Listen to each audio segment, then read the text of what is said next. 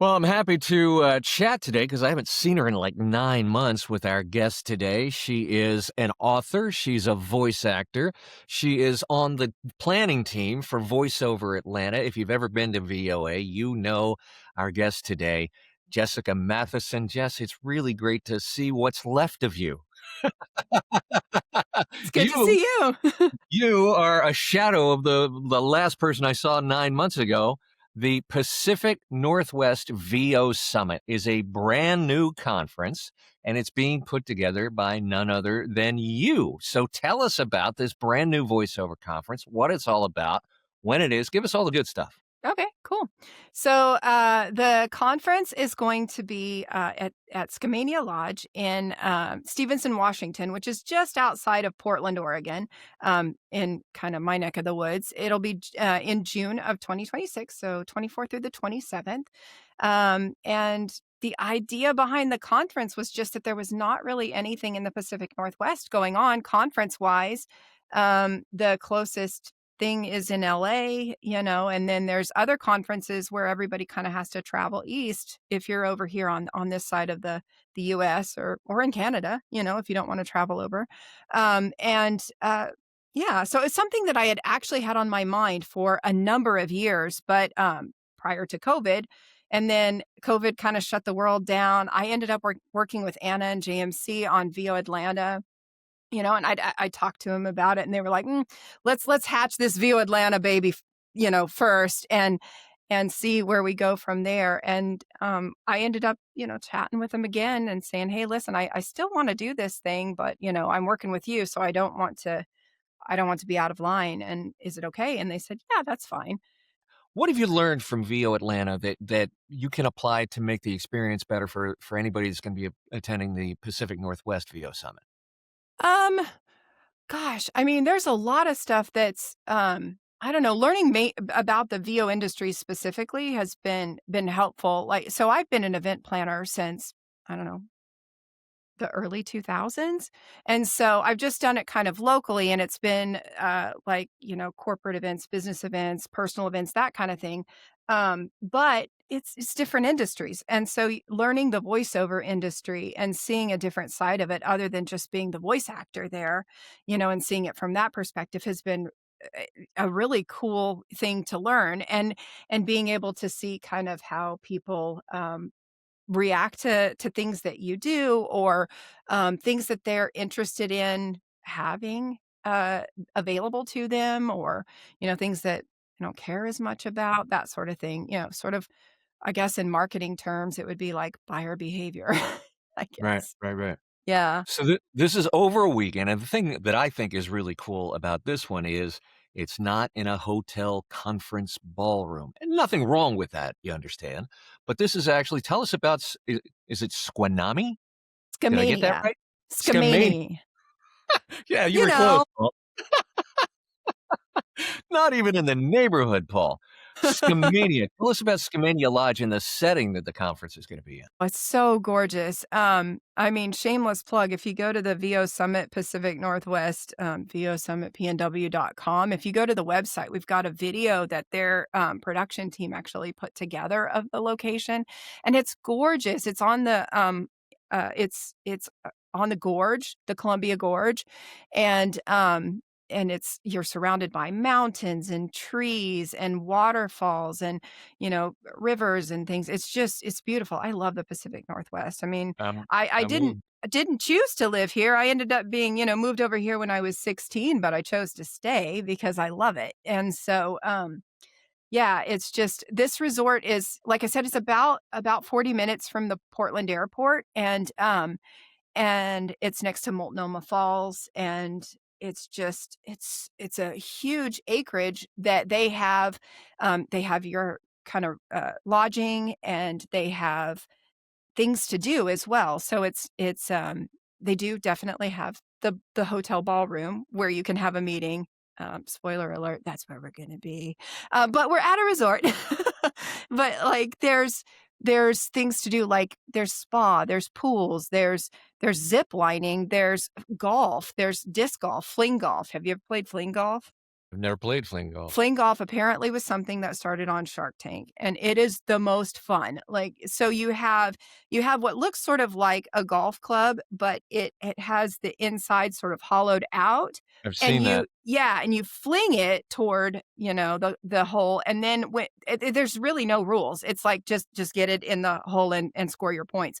And so there was one point actually, Ron and I went to check out the place to have the experience that attendees would have, and we went to play fling golf, and we get to one of the holes, and he actually got down on the ground and shot like pool into the thing, which is totally okay because there's not really any rules. Yeah, So, and yeah. of I've course, actually done that on a real golf course. About the only Yeah. way I can sink a putt anymore. Yeah, I'm Very cool. terrible at it, So but so this is not your typical sort of and again, not to poo-poo the settings of most of our industry conferences, but they're usually at the airport hotel to make it, uh-huh. convenient. And with that comes, you kind of know what you're getting when you go to a VO Atlanta or a One Voice USA or a Mavo, what have you. This setting is definitely different, and I think that adds to it's going to add a lot to the ambiance of the conference. So you mentioned before the main driver for this was there was nothing necessarily really on the western half of the U.S. Mhm. Outside of that's voiceover, and this is at a completely different time of year. Other than geography, tell us how this conference is going to be a little bit different from a voiceover Atlanta, from a Mavo, from a One Voice Dallas. Sure. I think I think there are kind of favorite parts of some of all of them, but really it's being kept intentionally small. I'm going to have a max of 150 people, and that way it can be a small sort of like networking community builder sort of thing.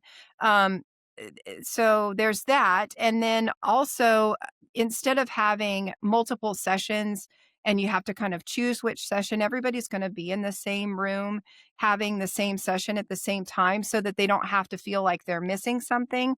Again, it'll also create sort of a sense of community because you'll be taking these things with everybody and hearing the same thing at the same time and being able to like converse about it or, give each other tips and tricks about it. We're sitting in rounds instead of sitting at the tables with the chairs or in chairs with no tables, to again facilitate this networking and community. And I've asked all of the speakers, which there's not a lot of them, because I kept all of this sort of small and in one room. They're going to talk about things. I've specifically asked them to make sure that what they present is more interactive and that people can leave with a tool in their tool belt and not have to just take a bunch of notes wildly and try to digest them later when they go home. And so everybody's been pretty on board with that. And so that's going to be something as well. And then my hope is that because we are having people sit in rounds and because I have asked the speakers to do it like this, that they're going to come up with things that these people can work on together as part of the sessions that they do, the breakout sessions. I love the interactivity. My son is a freshman in college now, and I think the corollary is rather than sitting in a lecture, you're going to be in more of a lab, if that makes Yes, sense, right? exactly, exactly. I know I learn better that way. I mean, I know everybody has a different learning style, but I don't know, it just seems like anytime that you can take what you're learning and apply it, you get mastery, you know? So Absolutely. that's Absolutely. sort of the thought. Give us the dates again. It's June 24th through the 27th?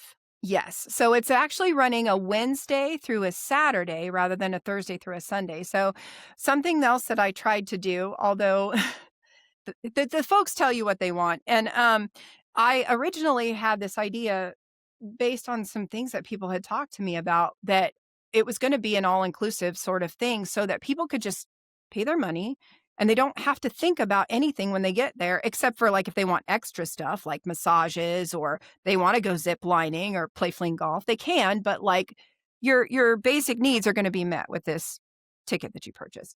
So that's very cool to have everything you because to budget makes it much easier, right? Yeah. When you've got everything and you know what it's gonna cost you, and like guacamole, yeah, massages are extra. They should be. Yeah, right. And by doing it Wednesday through Saturday, that allowed me to keep the cost down because, like, an all-inclusive something, in the United States is definitely a whole lot different than if you go t somewhere outside of the country where the cost of things is just less. And so, I I couldn't match, really cool resorts in a tropical place where their pricing is different. So what I did instead was I tried to get close by having it Wednesday through Saturday, to take advantage of just industry pricing, which is lower on a Wednesday and a Thursday than it is on a Friday and Saturday. Smart, So, smart, smart. The cool thing yeah. is, I think you were right when you said you've got elements, you've kinda taken your favorite elements of many of the conferences, right? So it's at a destination, Mhm. much like evocation, sorry, Ye much like vocation. Yep. You've got a purposely small, crowd, much Mhm. like Mabo. Still, big enough to be able to network, and it's interactive, which and I've never been to Wovo, but, what people have explained to me about Wovo is it's kind of an unconference format, and it feels like it has elements of that as well. So, Yeah. it feels like you've been able to stitch this together in a really, really cool way. June 24th through the 27th at Skamania. I'm gonna get it right sooner or later. You got it. Lodge, just outside Portland, about, 40 minutes north. Um, Before you go, Jess, I wanna talk to you, about your book because I know you, right? Because I hang with all the cool people. I've actually got a signed copy of your first book. Give, both of your books, a quick plug, if you will. Okay, so the one that was released last year, oh, let's see how bad the glare is, called The Bite Size Business Builder, Grow Your Business 1 Month at a Time. So it's actually a workbook style where there's a little bit of a information at the beginning of it, but then there's practical ways to, implement what you learned. Um, I started designing this, just as a way to help teach people about business who find business intimidating, and, they get into, like, analysis paralysis where it's just like, "Oh gosh," and then everything just stops, and it's like, "No, just small step. Just make a small step, and you're gonna make forward progress." So, that was kind of the idea with this book, and so I still have plenty of copies, and I can always order more. Um, and then, just before, One Voice Dallas, I, published Bite Size Business Plan Builder, Write Your Business Plan 1 Week at a Time, and it's designed for you to be able to write a business plan in 12 weeks by taking a step each, week and, putting together your business plan a section at a time, and then doing a review and having a peer review and that sort of thing, and being able to get done with it and have a fully thought out business plan that you can use for whatever you might need, whether it be a bank or a potential partner or just to kind of know where you're at or whatever.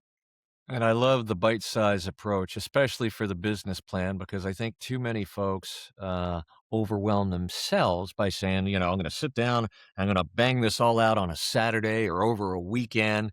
And they get halfway into it and realize this is going to take a little more planning than I really had anticipated. And so the bite-size Mhm. approach, I think, even though it takes a little bit longer to get there, it's not as overwhelming because you are breaking it up into manageable chunks. I think that's brilliant. Yeah, and I mean, with both of these, if you decide you want to accelerate it and do it in a shorter time frame, you can, but at least you have the framework for, okay, this is what this step looks like. This is what this step looks like. And if you can get 2 done in a week or 3 or all of them, cool. Go for it. Working ahead is always allowed, right? Right. Yeah. Jess, it's So it's so great to see you. I'm glad we are able to spend a little bit of time together. And if people want to order the books, how do they do that? You can go to jessicamathison.com. I believe you can go up to books. If you click on my homepage, books will take you over to the page where you can order the books. They're both on there. Yeah, so you can do it that way. We'll put the links to both your website and the site for Pacific Northwest VO Summit in the show notes and in the description on the YouTube video as well. Jess, always great Sounds to see good. you. Yeah, you Congratulations too. on your health journey. We're Thank looking you. forward to the summit. We're looking forward to the books. Okay, sounds good. Thank you so much.